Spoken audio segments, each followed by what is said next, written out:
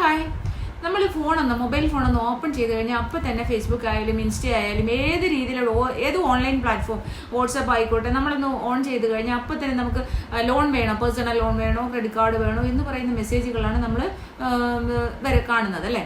മിക്കവാറും ആൾക്കാരുടെ എല്ലാം ഫോണിൽ ഇങ്ങനെ വരുന്നുണ്ടാവും, നിങ്ങൾക്ക് പേഴ്സണൽ ലോൺ വേണോ, നിങ്ങൾക്ക് ക്രെഡിറ്റ് കാർഡ് വേണോ, ഇതെല്ലാം ഇപ്പോൾ തരാം എന്നും പറഞ്ഞിട്ടാണ് വരുന്നത്.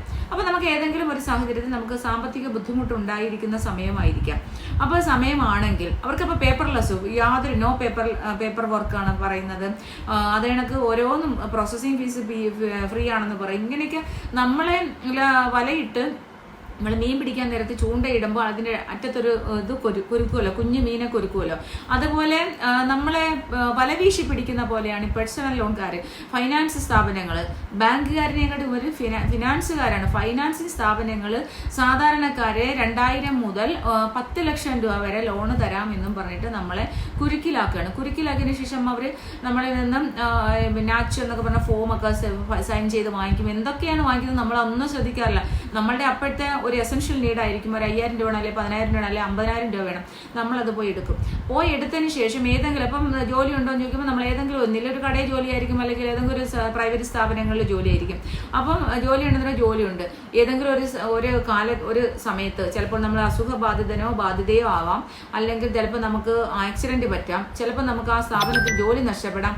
അങ്ങനെയുള്ള സാഹചര്യത്തിൽ നമ്മൾ കിട്ടിയില്ലെങ്കിൽ നമുക്ക് ആ പൈസ അടയ്ക്കാൻ കഴിഞ്ഞില്ല എങ്കിൽ, ശമ്പളം കിട്ടിയില്ലെങ്കിൽ നമുക്ക് ആ ക്യാഷ് അടയ്ക്കാൻ കഴിഞ്ഞില്ല എങ്കിൽ ഇവര് നമുക്ക് തരാമെന്നും പറഞ്ഞ് വന്ന് നമ്മളെ വീട് തിരക്കി പിടിച്ച് നമ്മളെ കൊല്ലാനായിട്ട് വാളുമായിട്ട് വരും. ഇതാണിപ്പം നടന്നുകൊണ്ടിരിക്കുന്ന സിറ്റുവേഷൻ പേഴ്സണൽ ലോണിന്റെ കാര്യം. പിന്നെ ഹോം ലോൺ, കാർ ലോൺ, ഇത് ലോൺ എന്നും പറഞ്ഞ് നമ്മളെ ഇങ്ങനെ വിളിച്ചിട്ട് നമ്മൾ ഹോം ലോൺ തരാമെന്ന് പറയുമ്പോൾ നമ്മൾ നമ്മുടെ പ്രോപ്പർട്ടി ഒരു വീട് വാങ്ങിക്കാൻ വേണ്ടിയിട്ട് 90% അല്ലെങ്കിൽ 80% പൈസ തരാമെന്ന് പറയും. ബാക്കി ഒരു 10 ലക്ഷം രൂപ, ഇപ്പോൾ ഒരു 50 ലക്ഷം രൂപയുടെ ഒരു വീട് വാങ്ങണം, അല്ലെങ്കിൽ ഇപ്പോൾ 25 ലക്ഷം രൂപയുടെ ഒരു വീട് വാങ്ങണം.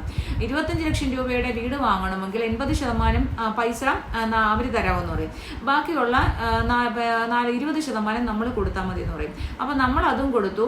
ഈ എഴുത്തുകൂലി, ഈ 25 ലക്ഷം രൂപയുടെ ലോൺ വീട് വാങ്ങിക്കുമ്പോൾ 25 ലക്ഷം രൂപയും ആ എഴുത്തിന് കാണിക്കണം. അപ്പോൾ 25 ലക്ഷം രൂപയുടെ ഒരു എഴുത്തുകൂലി, രജിസ്ട്രേഷൻ ഫീസ് എന്നൊക്കെ പറയുന്ന ഭയങ്കര ഒരു വലിയ എമൗണ്ടാണ്. അപ്പോൾ നമ്മൾ ഇത്രയും കാശ് ഉണ്ടാക്കി ആ 25 ലക്ഷം രൂപയുടെ വീട് സ്ഥലവും വാങ്ങിച്ചു കഴിഞ്ഞാൽ ഏതെങ്കിലും ഒക്കെ ഒരു സാഹചര്യം നമ്മൾ എന്തായാലും ഒരു വീട് വാങ്ങിക്കുമ്പോൾ നമ്മൾ ഒരിക്കലും ആ ലോൺ അടയ്ക്കാതിരിക്കാൻ വേണ്ടിയിട്ടല്ല, എങ്ങനെയെങ്കിലും അടച്ചു പോകണം. നമുക്കൊരു കിടപ്പാടം ഏതൊരു മനുഷ്യൻ്റെയും സ്വപ്നമാണ്. അപ്പം നമുക്ക് അടയ്ക്കാൻ ഏതെങ്കിലും തരത്തിൽ കഴിഞ്ഞില്ല എങ്കിൽ ഭയങ്കര പ്രശ്നമാണ്. ഇത് ഞാൻ പറയാൻ കാര്യം, ഒരു 2-3 ദിവസം മുമ്പ് ഇനി കുറച്ച് ദിവസമായിട്ട് ഇങ്ങനെയുള്ള കോൾസ് എനിക്ക് വരുന്നുണ്ട്. ഞങ്ങൾ എന്ത് ചെയ്യണം മാഡം, ഇങ്ങനെയാണ്, എന്താണ് പിന്നെ ഒരു ഹൗസിംഗ് ലോൺ എടുത്തു കഴിഞ്ഞാൽ എന്തൊക്കെ ഫൈനാൻസുകാർ, ബജാജ് ഫൈനാൻസ്, പിന്നെന്തുവാ കൊഡാക്ക്, പിന്നെ HDFC, അങ്ങനെയൊക്കെ പറഞ്ഞ കുറേ ഫൈനാൻസ് ഉണ്ട്. റിസർവ് ബാങ്കിൻ്റെ അണ്ടറിലാണോ ഇവരൊക്കെ പ്രവർത്തിക്കുന്നത് എന്നുള്ള ഗൈഡ് ലൈൻസ് നമ്മൾ നോക്കി ചിലപ്പം ആയിരിക്കാം. പക്ഷേ ഇവരുടെ എല്ലാ ഇൻട്രസ്റ്റ് റിസർവ് ബാങ്കിൻ്റെ ഗൈഡ് ലൈൻസ് പോലെയല്ല, ഇതിൽ നിന്നെല്ലാം ഒരുപാട് കൂടുതലാണ്. റിസർവ് ബാങ്കിൻ്റെ ഗൈഡ് ലൈൻസ് അനുസരിച്ചുള്ള ഒരു ഇൻട്രസ്റ്റോ കാര്യങ്ങളോ ഒന്നുമല്ല വാങ്ങിക്കുന്നത്. അവർക്ക് എപ്പോൾ തോന്നുന്ന ഇൻട്രസ്റ്റ് അവർ വാങ്ങിച്ചിട്ട് ഈ ഒരു ധനകാര്യ സ്ഥാപനങ്ങൾ നടത്തുന്ന ആൾക്കാർ ഈ അമിതമായിട്ടുള്ള പലിശയ്ക്ക് ഈ ഹൗസിംഗ് ലോണൊക്കെ കൊടുത്തു കഴിഞ്ഞാൽ 25 ലക്ഷം രൂപയ്ക്ക് ഒരു 30 വയസ്സുള്ള ഒരാളാണെങ്കിൽ 65 വയസ്സ് വരെ 35 വർഷത്തേക്കായിരിക്കും ലോൺ. ഈ 35 വർഷത്തേക്ക് 25 ലക്ഷം രൂപയുടെ EMI തന്നെ ഒരു 10-20,000 രൂപയ്ക്ക് മുകളിൽ വരും.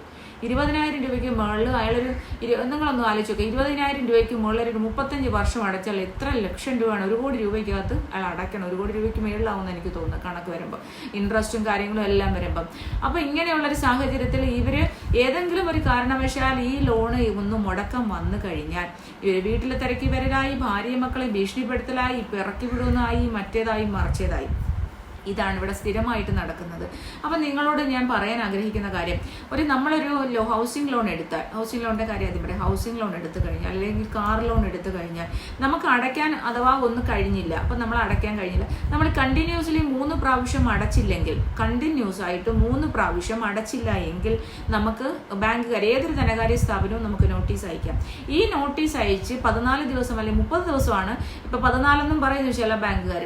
14 ദിവസത്തിനകം നമ്മൾ അവർ ലീഗൽ പ്രൊസീഡിങ് നടത്താം എന്നുള്ളതാണ്. അവർക്ക് 14 days അവർക്ക് ലീഗൽ പ്രൊസീഡിങ്. ഈ ലീഗൽ പ്രൊസീഡിങ്ങിന് പോലീസിനെ കൊണ്ടുവന്ന് നിങ്ങളെ വീട്ടിൽ നിന്ന് പിടിച്ചിറക്കുക അല്ല ചെയ്യുന്നത്. അത് നിങ്ങൾ ആദ്യം മനസ്സിലാക്കുക. നിങ്ങളാരും അങ്ങനെ ഭയപ്പെടേണ്ട ഒരു കാര്യമില്ല. അവർ കോടതിയിൽ നിന്ന് അറ്റാച്ച്മെന്റ് വാങ്ങിക്കും. ആ അറ്റാച്ച്മെന്റിന് ആർബിട്രേഷൻ കേസാക്കും.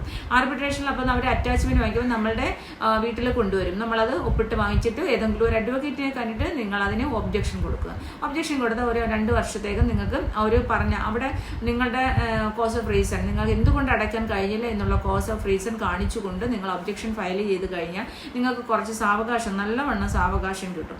അല്ലാണ്ട് നിങ്ങളെ പിടിച്ച് പോലീസിനെ കൊണ്ടുവന്ന് നിങ്ങളെ പിടിച്ചിറക്കാനോ അല്ലെങ്കിൽ നിങ്ങളെ അങ്ങനെ ചെയ്യാനോ ഉപദ്രവിക്കാനോ. പിന്നെ ഞാൻ പറഞ്ഞില്ലേ 2-3 ദിവസം മുമ്പ് വിളിച്ച പുള്ളിനെ ഗൾഫിൽ പോകാനുള്ള കക്ഷിയാണ്. ഗൾഫിൽ പോകാൻ അപ്പോൾ പറയുന്നുണ്ട് ലുക്കൗട്ട് നോട്ടീസ് വെച്ചിട്ട് തന്നെ അറസ്റ്റ് ചെയ്യിക്കും, തനിക്ക് ഗൾഫിൽ പോകാൻ പറ്റില്ല. അപ്പോൾ ആ പുള്ളി ആക്സിഡന്റ് പറ്റി കിടക്കുമായിരുന്നു. ഇപ്പോൾ റെഡിയായി ഒരു 3 മാസം കഴിഞ്ഞ് 4 മാസത്തോളം അടയ്ക്കാൻ പറ്റില്ല. അപ്പോൾ പറഞ്ഞു ഞാൻ 4 മാസത്തോളം അടയ്ക്ക്, ഞാൻ ഗൾഫിൽ പോയി തീർച്ചയായിട്ടും എത്രയും പെട്ടെന്ന് ഞാൻ അടച്ചു തീർക്കാം, എൻ്റെ ബാക്കിയുള്ള കുടിശ്ശിക മുഴുവൻ ഞാൻ അടച്ചു തീർക്കാം എന്നവരോട് കാര്യമായിട്ട് പറഞ്ഞിട്ടും അവർ വീട്ടിൽ വന്ന ഭാര്യയെയും കുട്ടികളെയൊക്കെ ഭീഷണിപ്പെടുത്തി അകത്ത് കയറുമെന്ന് പറഞ്ഞു. പിന്നെ പോലീസിനെ ഇയാളെ ലുക്കൗട്ട് നോട്ടീസ് വെച്ചിട്ട് എയർപോർട്ടിൽ വെച്ച് അയാളെ അറസ്റ്റ് ചെയ്യിക്കുമെന്ന് പറഞ്ഞു. ഇതൊക്കെ എവിടുത്തെ നിയമമാണെന്ന് എനിക്ക് മനസ്സിലാവുന്നില്ല കേട്ടോ.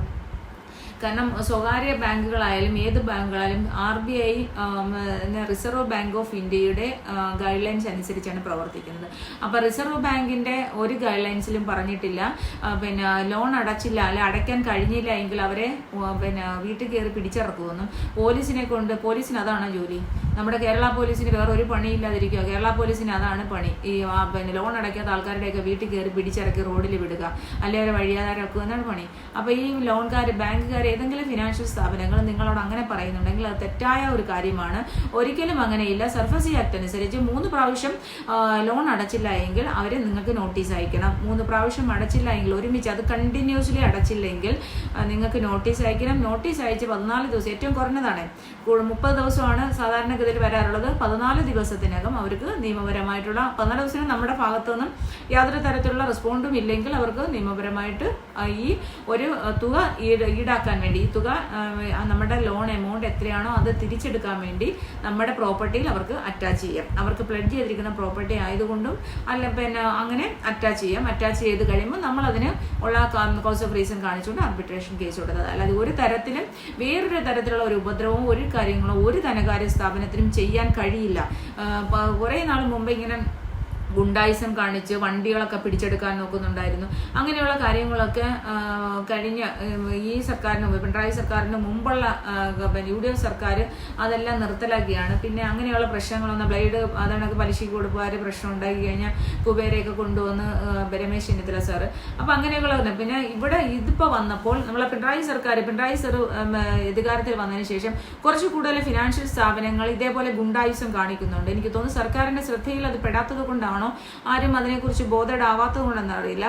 കൊള്ളയാണല്ലോ ഇവിടെ. ഇപ്പം കുറെ വർഷമായിട്ട് കൊള്ളകളാണ് നടക്കുന്നത്. എന്നും കൊള്ളയാണ്. ഏത് രാഷ്ട്രീയക്കാർ കയറിയാലും സാധാരണക്കാർക്ക് ബുദ്ധിമുട്ടാണ്. ഇപ്പൊ തന്നെ കടകളിൽ ടാക്സ് അടയ്ക്കുന്ന കാര്യങ്ങൾ, കരം അടയ്ക്കണം. ഒരു കട നമ്മൾ വേണ്ട എന്ന് വെക്കുമ്പോൾ അത് ഞാൻ അടുത്ത വീഡിയോയിൽ പറയാം, കാരണം വീഡിയോയുടെ ലെങ്ത് കൂടണ്ട. അപ്പൊ എന്തായാലും ലോൺ അടച്ചില്ല, പിന്നെ പേഴ്സണൽ ലോൺ അടച്ചില്ല എങ്കിൽ, അടയ്ക്കാൻ കഴിഞ്ഞില്ല എങ്കിൽ നിങ്ങൾ അടയ്ക്കാൻ കഴിഞ്ഞില്ല, അവർക്ക് അടയ്ക്കാനുള്ള കാര്യങ്ങൾ അവരോട് പറയുക. ഞങ്ങൾക്ക് ഈ ഒരു റീസൺ കൊണ്ട് ഞങ്ങൾക്ക് അടയ്ക്കാൻ കഴിഞ്ഞില്ല, എനിക്ക് ഇത്ര മാസത്തിനുള്ളിൽ നിങ്ങളുടെ പേഴ്സണൽ ലോൺ ക്ലിയർ ചെയ്യാൻ പറ്റും. അത് ക്രെഡിറ്റ് കാർഡ് ആയാലും അങ്ങനെ തന്നെ. അല്ലാണ്ട് നിങ്ങളെ ഒന്നും ഭയങ്കരമായിട്ട് പെട്ടെന്ന് കയറി എന്താ പറഞ്ഞ പോലീസ് വന്ന് അറസ്റ്റ് ചെയ്തുകൊണ്ട് പോവുകയൊന്നുമില്ല. അങ്ങനെയൊന്നും നിങ്ങൾ ആരും പേടിച്ച് ആത്മഹത്യയിലോ അങ്ങനെയുള്ള കടുംകൈ ഒന്നും ചിന്തിക്കരുത്. ആ വ്യക്തി അങ്ങനെയാണ് പറഞ്ഞത്, കുടുംബത്തോടെ സൂയിസൈഡ് ചെയ്യുമെന്ന് പറഞ്ഞത് കൊണ്ടാണ് ഞാൻ ഈ വീഡിയോ തന്നെ പെട്ടെന്ന് തന്നെ ഇടാൻ കാരണം. അപ്പോൾ ഓക്കെ.